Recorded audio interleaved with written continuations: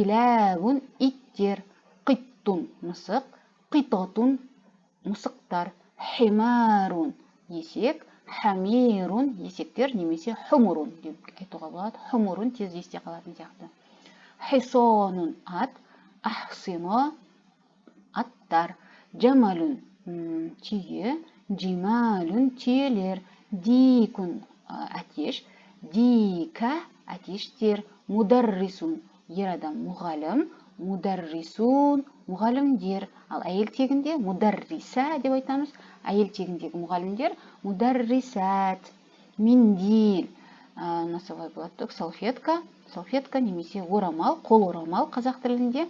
Манадил қол орамалдар. Осымен бірінші сабақ сөздіктерді жаттаңыздар, сосын иншалла грамматикаға өтеміз. Мағассалама.